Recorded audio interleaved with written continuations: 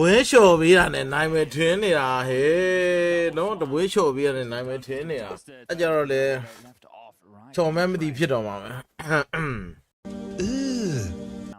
ဒီဝဲပြီးပြန်ပြီပေါ့ပြန်ပြလားပြန်စရာကြာနေ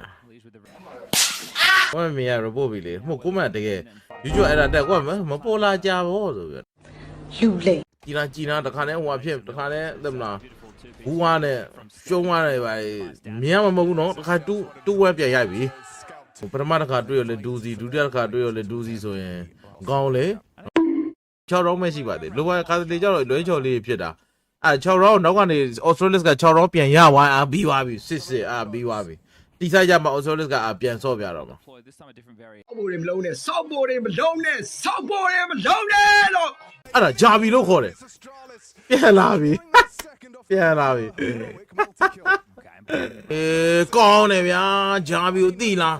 နော်7 and 5နဲ့အစနဲ့အထနေတယ်ဒီလိုပဲကျွန်တော်ကားအင်ဂျင်ကမမောင်းနိုင်ကြတော့နည်းနည်းဆက်ကအဟွာဖြစ်ဆက်နှိုးတဲ့အချိန်မှာဒါပြီလားအထနေတာလေးပဲချိန်တော့ရလာပြီဟုတ်လားကျွန်တော်လာပြီဒါပစ္စတိုရောမှာနိုင်သွားပြီးတော့8-5ဖြစ်သွားပြီးတော့အဲ့ဒါနေထောက်လျှောက်ဟို eco round 8-6